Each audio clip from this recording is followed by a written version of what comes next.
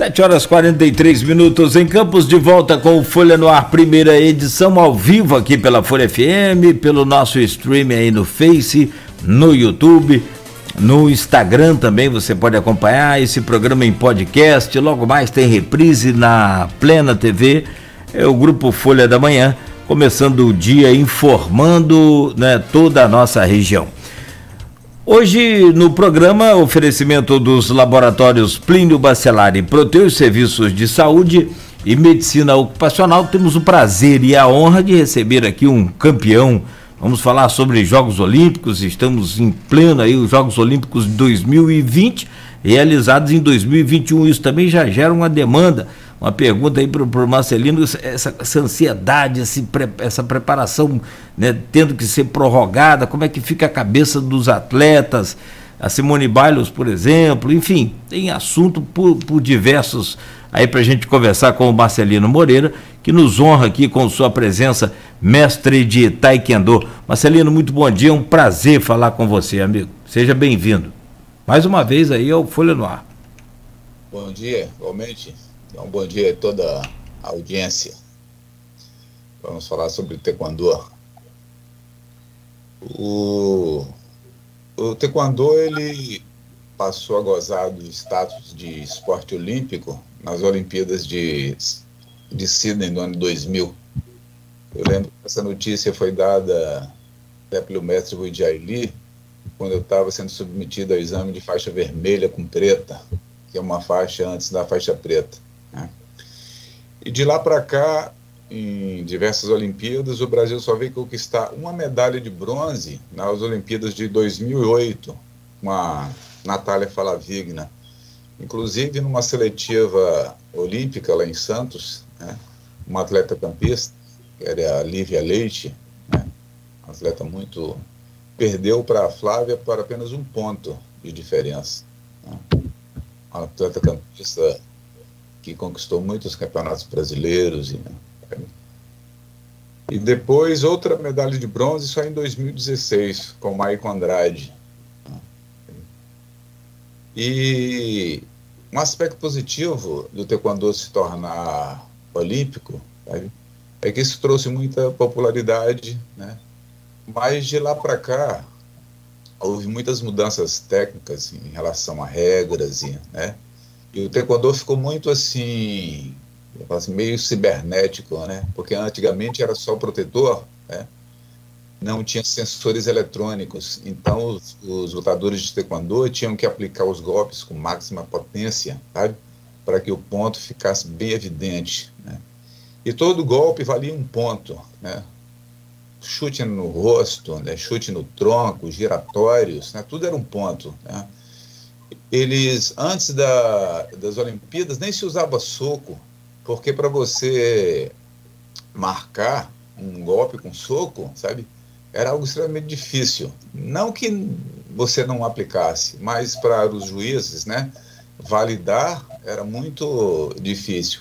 Então ficava mais em evidência os golpes desferidos com os pés, né, que é uma especialidade, assim, a arte marcial que mais explora com maestria, né, essa técnica de golpes com os pés, né, as pernas. Então, com essa mudança de botar muita tecnologia com sensores eletrônicos, fizeram com que os atletas não precisassem tanto de potência, apenas um toque, sabe, caracteriza o golpe, né? E há, assim, uma insatisfação generalizada dentro do mundo, assim, do Taekwondo, que o Taekwondo ficou muito enfadonho as disputas, entendeu? Então, se você assistir campeonatos mundiais, né, antes do Taekwondo se tornar olímpico, eram lutas muito vibrantes, tecnicamente ricas, né? Apesar de haver nocautes assim, muito violentos, né? Então, teve uma Olimpíada, não sei se foi em 2004, em que houve um nocaute com um Mondolio Furiotchagui na cabeça, que é um golpe giratório, né, dado com a perna, em que a perna vira assim uma clava, né, quando choca com a cabeça do oponente. E esse francês caiu no chão nocauteado, dando convulsão. Então foi uma cena assim muito e fizeram até análise em tirar o taekwondo da Olimpíada, porque a cena foi muito chocante, assim, né? Então, de lá para cá, foram pesquisando e colocaram sensores, né? E uma mudança de regras. Por exemplo, um chute na cabeça hoje vale 3 pontos, né? Se você acertar um golpe na cabeça e seu oponente acertar um golpe no teu tronco, então fica 3-1. Então fica muito difícil você empatar a luta, sabe? Colocando outro golpe na cabeça, né? Então, um atleta que dá 2 chutes na cabeça, ele já abre 6 pontos de vantagem, né? Então, o que faz com que o outro até desanime em ficar marcando golpes no tronco.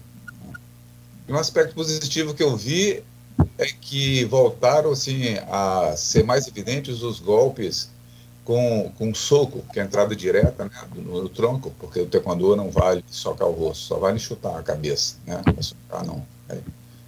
Só no taekwondo ITF, que é outra modalidade do taekwondo, que não é olímpico, né? Que se usa luvas de boxe, então é quase um kickbox, mas é o taekwondo, né? Eu tenho o taekwondo WT, que é o taekwondo que goza desse esporte, desse status do esporte olímpico, né? E umas mudanças também até na vestimenta, né? Do tradicional do boa, de calça, agora eles usam até calça de lycra coladinha nas pernas, assim, ó. O pessoal do taekwondo não agrada muito essa ideia, né? Eu particularmente não sou contra essa opinião, viu? Porque analisando as lutas, né, antes do taekwondo só no olímpico, era um taekwondo muito mais dinâmico, sabe? Muito, né? O taekwondo até ganhou assim um apelido de epíteto, né, de esporte perninha, né? Que o pessoal fica botando a perninha na frente assim, sabe? Tentando dar um toque nos sensores. Mas é bom para popularização, né, do taekwondo, divulgar mais isso, né? Porque essa satisfação só existe mais no meio marcial mesmo, então as pessoas que entendem, né? Para aqueles que são mais leigos, né, qualquer chute na cabeça de raspão leve ou forte, né, impressiona, né? E agora no taekwondo, na Olimpíada agora atual, né, em Tóquio, né, nenhum atleta brasileiro conseguiu medalhas, entendeu? Tinha a esperança de ter uma medalha de bronze, né, com a Milena Titonelli, sabe? Que venceu na repescagem contra um atleta do Haiti, que, diga-se de passagem, um atleta tecnicamente muito inferior, né? Mas depois não conseguiu, na repescagem, conquistar o bronze. Tem o Ícaro Martins, na categoria 80 quilos, né, que também perdeu a oitava de final, né, um atleta da Itália. Um fato interessante do Ícaro é que ele é cego. O cego tem 10% só de visão do olho direito, né?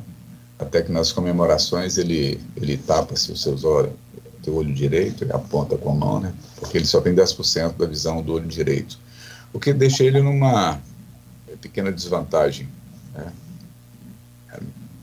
E o Edival Pontes, categoria 68 quilos. Aí o ouro ficou com um atleta da Rússia, né? Que hoje a Rússia entra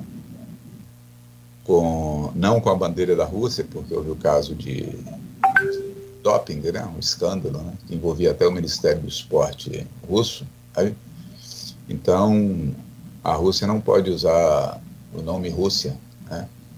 Que aparece como o Comitê Olímpico Russo, que é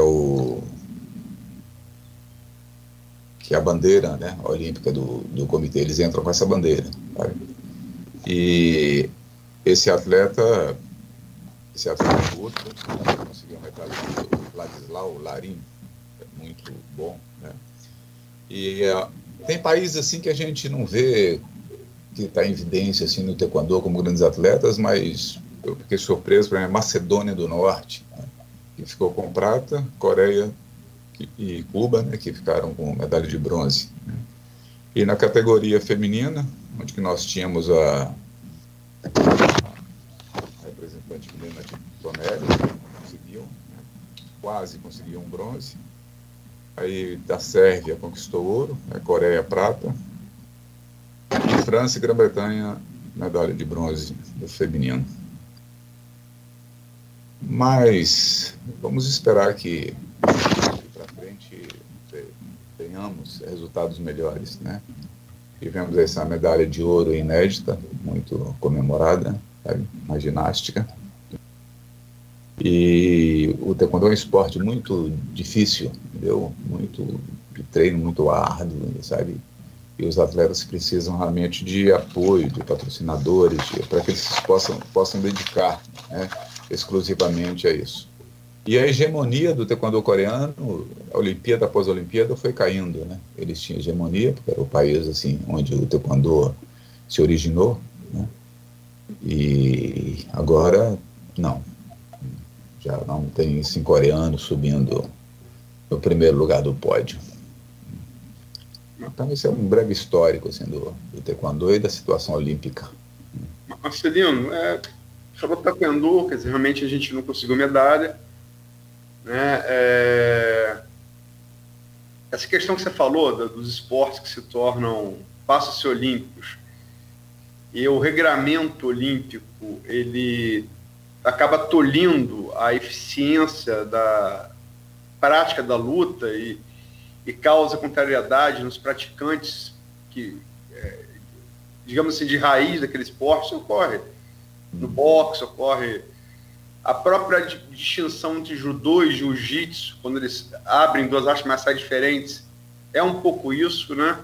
O judô vira um esporte olímpico, o jiu-jitsu continua a ser um esporte mais de combate. O Lyoto Machida fala muito isso do karatê também, né? O karatê aí quando ele passa muito regrado, ele perde essa característica de combate. Você está falando do taekwondo. Isso no boxe também as pessoas falam muito, né? Que você não precisa ter contundência no golpe, basta tocar e ativar um sensor. Então, um golpe, de repente, que derrubaria, vale tanto quanto um jab, que é um golpe de preparação, né? Então, é uma crítica que está em todas as lutas. Mas o Brasil ainda tem chance de... Teve com Mayra Aguiar, né, a sua terceira... a primeira atleta brasileira a medalhar em 3 Olimpíadas distintas, né, que é um feito histórico, né, tirou bronze, e temos, no mínimo, bronze conquistado no boxe inglês. Eu chamo de boxe inglês para diferenciar do tailandês, né? O Herbert Conceição, nos pesos médios, até 75 quilos, e o Abner Teixeira, nos pesos pesados, acima de 91. Como é que você viu a Mayra, o feito da Mayra, e qual a expectativa que você tem do Herbert e do Abner? Como eu sou muito aficionado assim, ao taekwondo, eu não tenho nem acompanhado, né? Vi umas lutas no judô, vi também do boxe, entendeu? E tem um boxe de alto nível. O boxe brasileiro está muito bem representado, né? Também o judô. Então, mas o que eu falo é que os atletas precisam mesmo é de mais apoio, né? Por exemplo, os atletas coreanos, para você ter uma ideia, eles são mantidos pelo governo, né? E ganham muito bem, sabe? Tem estudo universitário garantido. Até na Espanha, tem o CAR, que é o Centro de Alto Rendimento na Espanha. Um atleta de taekwondo, né? Ele ganha, assim, vitaliciamente, de maneira vitalícia, né? $50, né? Ou $500, né? Assim, por mês, que vai sendo depositado na conta dele.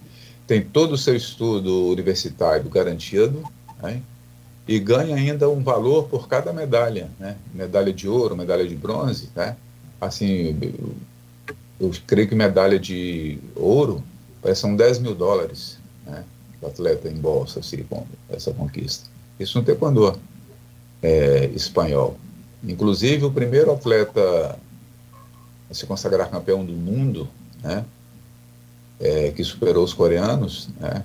Foi o Ireno Fargas, né? No peso pesado, né? Espanhol, né? Então é isso, né? Precisamos que que assim, os gestores políticos e tudo vejam com melhor um empenho, né, mais acentuado ao esporte. Então, mesmo aqueles que não são tão assim, que geram tanto dinheiro como futebol, por exemplo, então, os esportes profissionais, né, o boxe profissional ainda é o esporte assim, mais bem pago, muito mais que o atual MMA, né?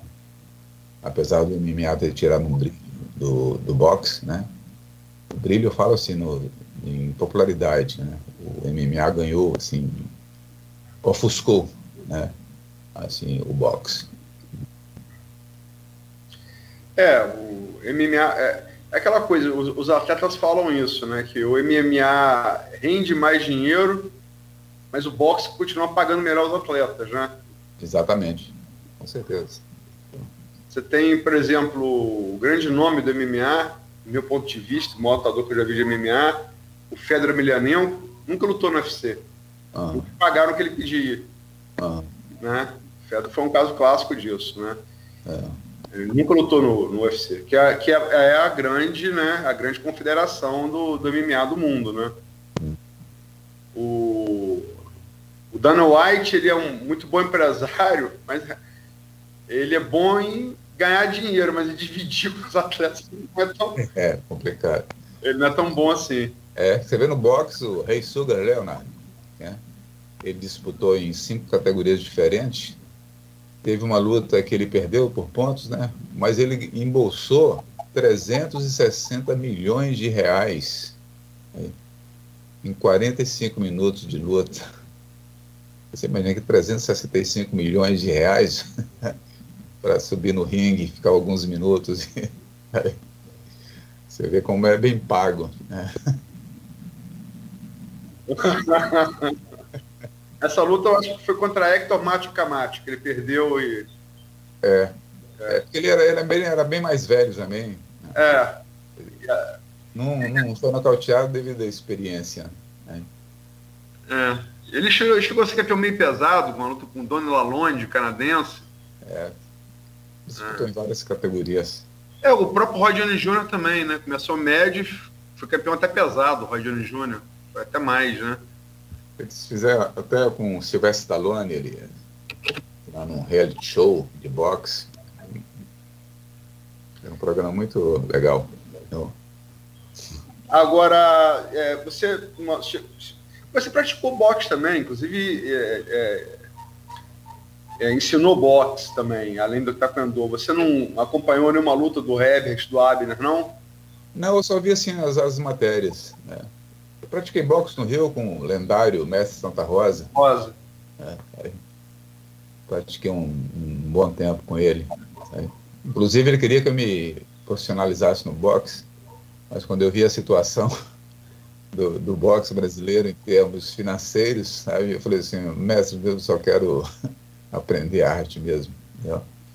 Vi atletas subir no ringue para ganhar uma quantia de dinheiro que não dava nem para fazer os reparos no rosto, entendeu? Após uma luta.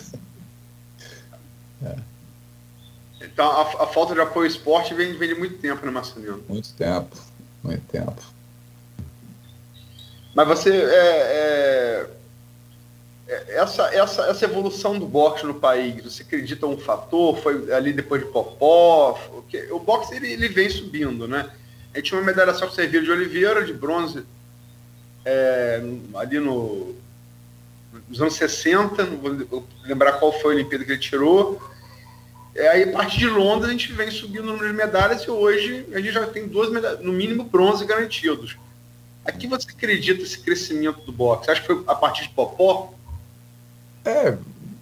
Eu acredito o seguinte, minha opinião é a seguinte, um esporte, quando ele começa a gozar assim, dessa posição de esporte olímpico, né, os atletas se empenham mais nos treinos para tornar um atleta de ponta, um atleta de altíssimo rendimento, né?